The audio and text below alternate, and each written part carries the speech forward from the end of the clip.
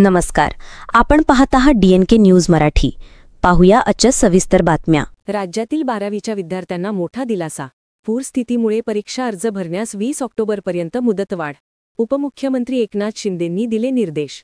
12वी परीक्षेचे फॉर्म भरण्याची अंतिम मुदत 30 सप्टेंबर होती. मात्र राज्यात सुरू असलेल्या अतिवृष्टीमुळे मराठवाडा, नाशिक, सोलापूर, अहिल्यानगरसह इतर भागांमध्ये निर्माण झालेल्या पूर परिस्थितीमुळे 12वी बोर्डाच्या परीक्षेचे अर्ज भरण्यास विद्यार्थ्यांना मोठ्या प्रमाणावर अडचणी येत होत्या. त्या अनुषंगाने अडचणी दूर करण्यासाठी राज्य परीक्षा मंडळाने महत्त्वपूर्ण निर्णय घेतला आहे. आता 12वीच्या विद्यार्थ्यांना परीक्षा अर्ज भरण्यासाठी 20 ऑक्टोबर 2025 पर्यंत मुदतवाढ देण्यात आली आहे. उपमुख्यमंत्री एकनाथ शिंदे यांनी परीक्षा मंडळाला तसे निर्देश दिले आहेत. त्यामुळे आता 12वीच्या विद्यार्थ्यांना थोडा दिलासा मिळणार आहे. सरकार शेतकऱ्यांना मदत करण्याच्या भूमिकेत. मंत्री बावनकुळे वेळी माहिती म्हणाले, 50 लाख हेक्टरवरील पिकांचे पंचनामे पूर्ण. राज्यातील कोणताही शेतकरी पंचनाम्यापासून सुटू नये यासाठी आम्ही जिल्हाधिकारी आणि विभागीय आयुक्त यांच्यासोबत बैठक घेतली आहे. नैसर्गिक आणि अनैसर्गिक परिस्थितीमुळे शेतकऱ्यांचे मोठे नुकसान झाले आहे. पर कुठल्याही शेतकऱ्यांच्या जमिनीचे पंचनामे सुटू नये याची काळजी महाराष्ट्र सरकार घेत आहे. लाडक्या बहिणींना ई-KYCसाठी अडचणी.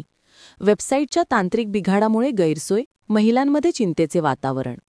विधानसभा निवडणुकीच्या तोंडावर राज्य सरकारने सुरू केलेल्या महत्त्वाकांक्षी मुख्यमंत्री माझी लाडकी बहीण योजनेच्या वेबसाईटच्या तांत्रिक अडचणी आता महिलांसाठी डोकेदुखी ठरत आहेत.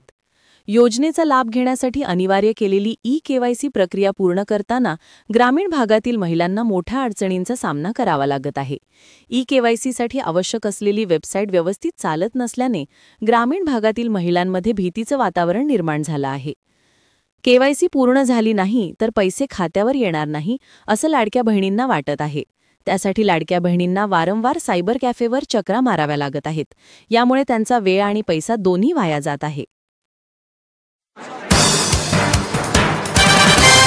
आशिया कप सामन्यावर आदित्य ठाकरे संतप्त. आशिया कपमध्ये भारताने पाकिस्तानवर विजय मिळवल्यानंतर आदित्य ठाकरे यांनी सरकारवर निशाणा साधला. पहलगाव हल्ल्यात जवान शहीद झाले तरी सामना खेळला. शहीदांचं बलिदान क्रिकेटपेक्षा कमी आहे का, असा सवाल त्यांनी उपस्थित केला. एशिया कप में बिहार में पाकिस्तान ने बॉयकॉट किया, क्या हम ये बॉयकॉट नहीं कर सकते थे? अगर ये पूरा ऑपरेशन सिंदूर क्यों हुआ था? क्योंकि पहलगाम में हमारे भारतीय नागरिकों को मारा गया था. भाजपा तो ये भी बताती है कि हिंदू है इसलिए मारा गया था. तो एक तरफ आप देखिए, पिछले साल हमें बताया गया था कि बांग्लादेश में हिंदुओं पे अत्याचार हो रहा है, इसलिए BCCI ने यहाँ बुला के बांग्लादेश के साथ बायलैटरल सीरीज खेली. उसी भारत सरकार ने बांग्लादेश में चावल, अनाज ये भेजे. इस साल पहलगाम में अटैक हुआ, हिंदुओं को मारा गया, इसलिए क्या रिट्रीब्यूशन है, क्या बदला है? तो भारत पाक का सामना खेल रहा है. ये कौन सी बात हुई? और क्या यही भाजपा भी देशभक्ति हमें सिखाएगी? क्या एक गेम से आप पीछे नहीं हट सकते थे? क्या अपने जवानों की शहादत क्रिकेट से भी कम है? तो ये बात सोचने की जरूरी है आपको. क्रिकेट अपने हिसाब से चलते रहता है, एक खेल है, वो खेलते रहेंगे. लेकिन पहलगाम की जख्म है वो अभी तक भरी नहीं है, और आप क्रिकेट खेलना चाहते हो, पैसे कमाना चाहते हो. मुख्यमंत्री देवेंद्र फडणवीस यांना मिळाली बैलगाडी हाकण्याची संधी. यवतमाळ दौऱ्यावर असताना मुख्यमंत्री देवेंद्र फडणवीस यांनी शेतकऱ्यांची पारंपरिक बैलगाडी हाकण्याचा अनुभव घेतला.